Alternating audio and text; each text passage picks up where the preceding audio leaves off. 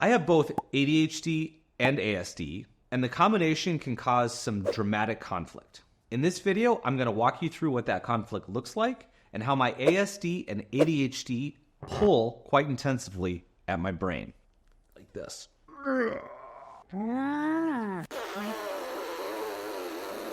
So before I get into all the juicy craziness of having both ASD and ADHD, I have to fill you in on a personal secret.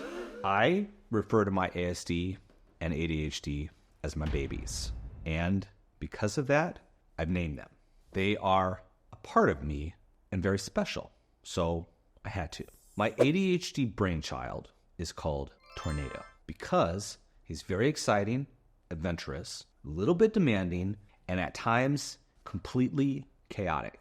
My ASD brainchild is called Torpedo because even though she's awake and moving through space, you don't fully know what's coming until she hits. And when she hits, every and all kinds of shit hits the fan. So what is it like living with both Tornado and Torpedo? How do these two buddies of mine pull in such a way that at times my life becomes almost unlivable? You have to understand my children. They both have very, very different needs. In my apartment or office, I'm in my autistic territory. All of Torpedo's needs are being met. So her brain is kind of asleep and relaxed and very calm. Now, in that environment, a lot of the time, my ADHD buddy thinks he's not getting what he needs. Tornado thinks he needs to mix things up, add a little bit of excitement, possibly go on a mini adventure. So one thing that might happen might be I say to my wife, "Hey, Debbie, let's go out somewhere." And sometimes it might be even, "Hey, let's invite some people we haven't seen in a while." Sometimes it's even, "I don't need Debbie to arrange this. I'm an adult. I'll invite them all myself." And then it can be something like, "Oh, this person I invited wants to bring someone." So I'm like, "Sure, bring whoever you want. The more the merrier." So schedule the event. Whew. And then Tornado gets a little bit worried, a little bit stressed out, even before we get there. Things like, really need to get there on time. What should I wear? How am I getting there? What time do I need to leave? How much cash should I bring? I don't want to get there first. Should I delay it a little bit? I don't want to get there first, but at the same time, I don't want to get there late and be last. Do I need my phone? I don't want to bring it, but what if we get separated? How would I find you, Debbie? I don't want to lose you. So that's Tornado picking up a little bit of momentum. And then I get there. And I'm going to be honest, when I first get there, everything is fantastic. I'm having a great time. I'm usually the center of attention. I'm telling stories. People are laughing. We're having fun. A little head movement, a little head action going there. A lot of gesticulations. We're having a good time. I'm feeling great. The other thing about Tornado that's really interesting to me is he is an absolute people pleaser. So, how this might look is, all my buddies are there having a great time and I'm like, "Oh, you know what? I'll pay for everything. Let me buy that. Oh, sure. You want another drink? I'll pay for it." And that can be a little bit alarming when the final check comes in and I'm processing how all of that happened. What's going on? Why is my bill so expensive? But then I start to get tired. And that's when my ASD brain is starting to wake up. It's alert. It's aware that something isn't right, and it realizes that it's not feeling great. Lots of sounds, lots of smells. We're not safe at home. Things are not right. People are dropping things, clanging sounds, maybe people bumping into me. What's happened now is the Torpedo has been launched, and she's doing her slow and quiet stalking dance of death.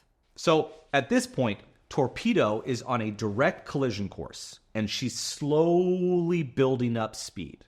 But at this point, the crisis could be averted. Torpedo could turn around and head back to the quiet and comfy place she was launched from. But I need to be able to zone out and not focus on anything. I got to be able to reset and calm Torpedo down. But almost always, that's not possible. So at this point, I'm usually not the center of attention, which is good, but also not good because it means I'm expected to listen more. And listening sometimes sucks.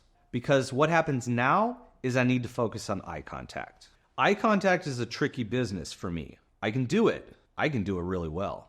But The problem for me is while I'm doing it, it's really, really difficult for me to actually process what's being said. Why?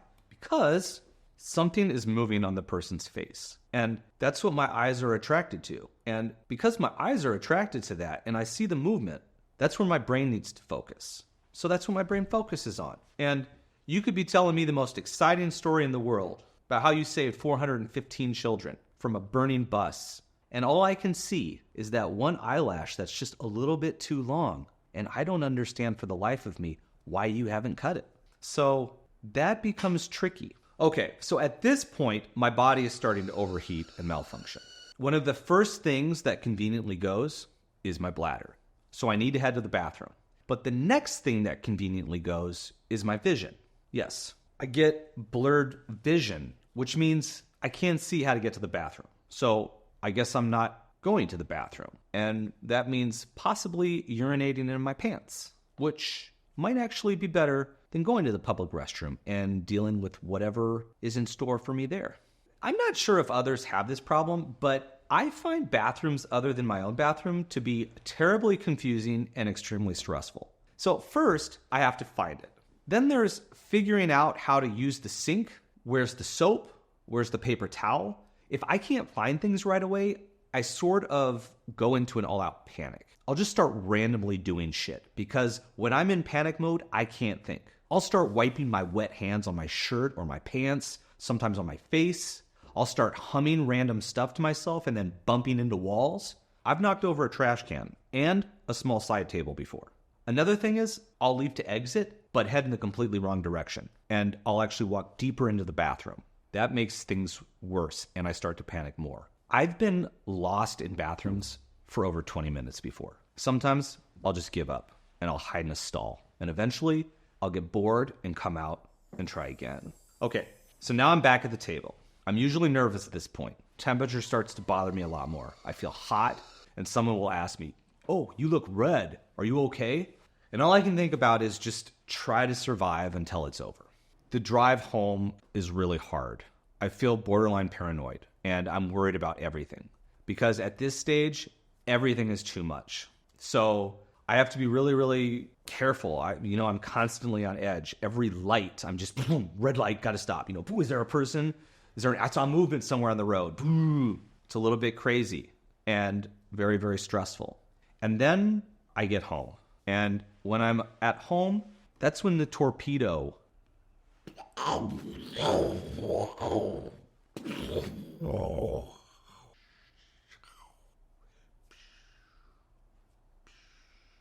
because it gets nuts up here.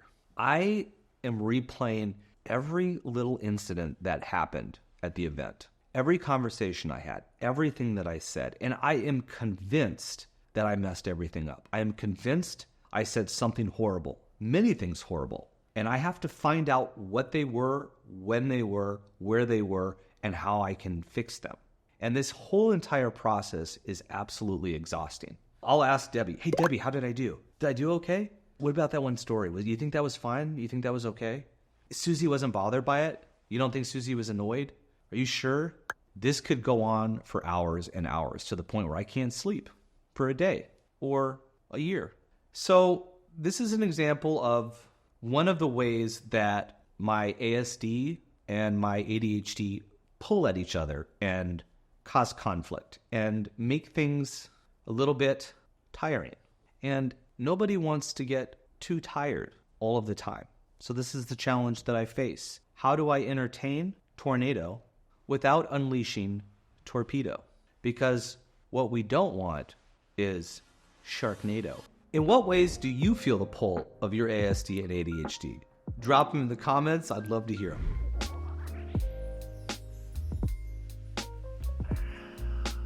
Excuse me, I must ask you a few questions.